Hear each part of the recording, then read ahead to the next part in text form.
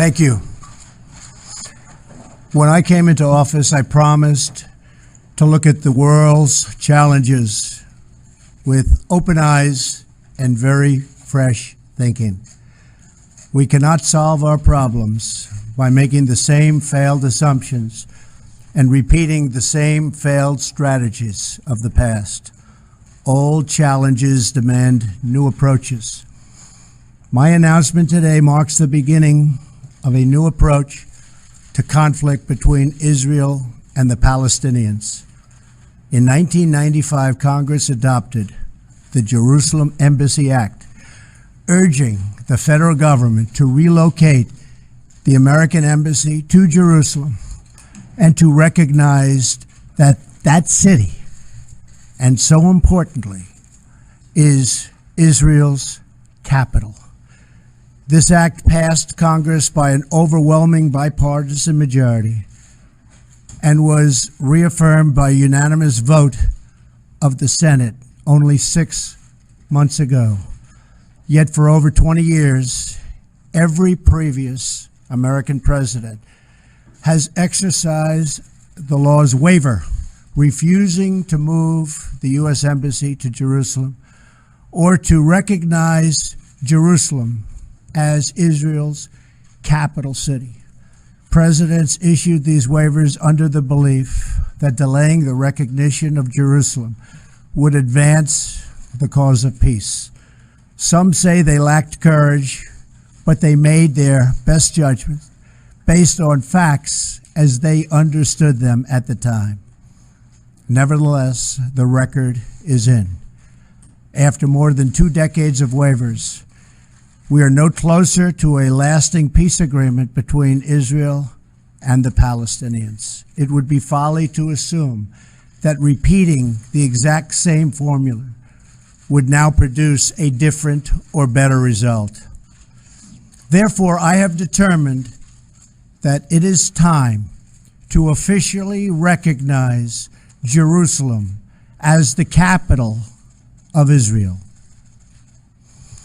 While previous presidents have made this a major campaign promise, they failed to deliver. Today, I am delivering. I've judged this course of action to be in the best interests of the United States of America and the pursuit of peace between Israel and the Palestinians. This is a long overdue step to advance the peace process and to work towards a lasting agreement. Israel is a sovereign nation with the right, like every other sovereign nation, to determine its own capital. Acknowledging this is a fact is a necessary condition for achieving peace. It was 70 years ago that the United States under President Truman recognized the state of Israel. Ever since then, Israel has made its capital in the city of Jerusalem, the capital the Jewish people established in ancient times. Today, Jerusalem is the seat of the modern Israeli government. It is the home of the Israeli parliament, the Knesset, as well as the Israeli Supreme Court. It is the location of the official residence of the Prime Minister and the President. It is the headquarters of many government ministries. For decades, visiting American presidents, secretaries of state, and military leaders have met their Israeli counterparts in Jerusalem, as I did on my trip to Israel earlier this year. Jerusalem is not just the heart of 3 great religions, but it is now also the heart of one of the most successful democracies in the world. Over the past 7 decades, the Israeli people have built a country where Jews, Muslims, and Christians, and people of all faiths are free to live and worship according to their conscience and according to their beliefs. Jerusalem is today and must remain a place where Jews pray at the Western Wall, where Christians walk the stations of the cross, and where Muslims worship at Al-Aqsa Mosque. However, through all of these years, presidents representing the United States have declined to officially recognize Jerusalem as Israel's capital. In fact, we have declined to acknowledge any Israeli capital at all. But today we finally acknowledge the obvious, that Jerusalem is Israel's capital. This is nothing more or less than a recognition of reality. It is also the right thing to do. It's something that has to be done. That is why, consistent with the Jerusalem Embassy Act, I am also directing the State Department to begin preparation to move the American Embassy from Tel Aviv to Jerusalem. This will immediately begin the process of hiring architects, engineers, and planners so that a new embassy, when completed, will be a magnificent tribute to peace. In making these announcements, I also want to make one point very clear. This decision is not intended in any way to reflect a departure from our strong commitment to facilitate a lasting peace agreement. We want an agreement that is a great deal for the Israelis and a great deal for the Palestinians.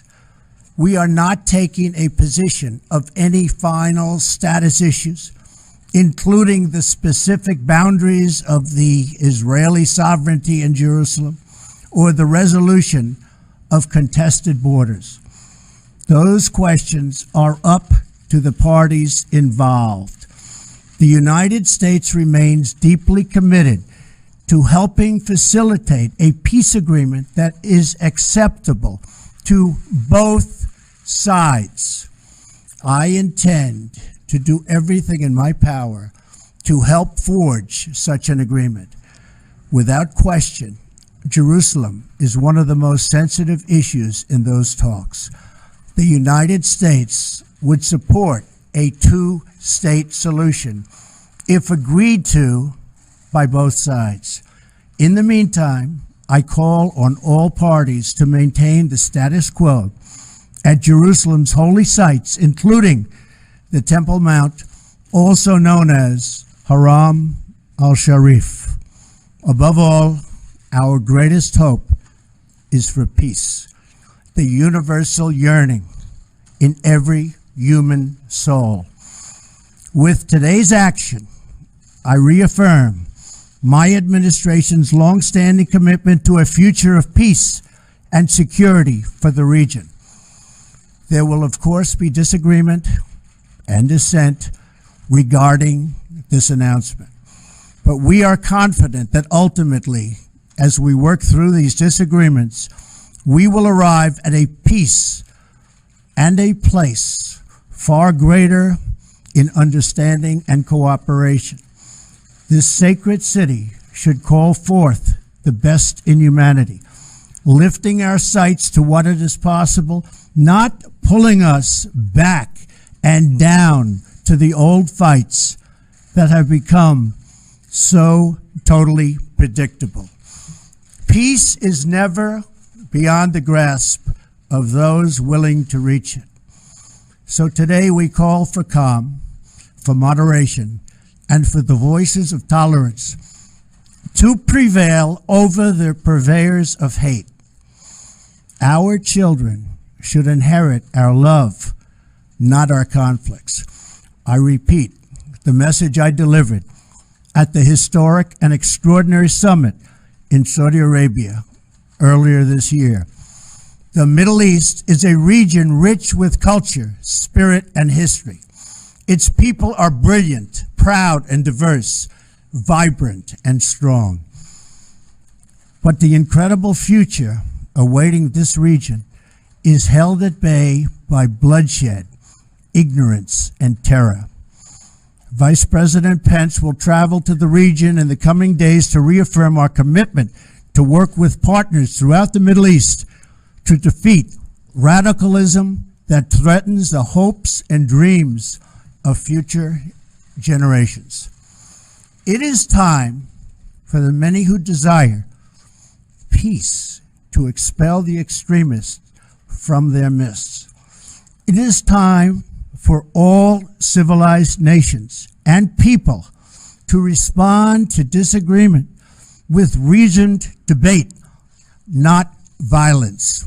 And it is time for young and moderate voices all across the Middle East to claim for themselves a bright and beautiful future.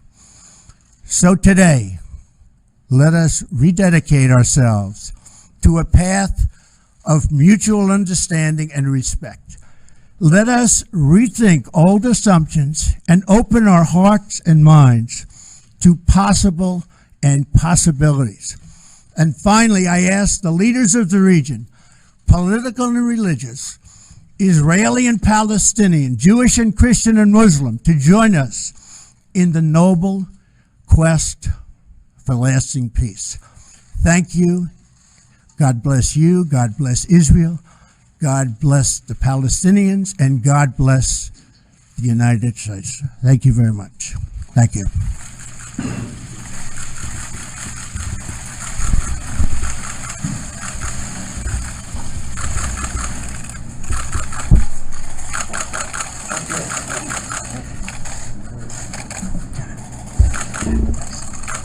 Thank you.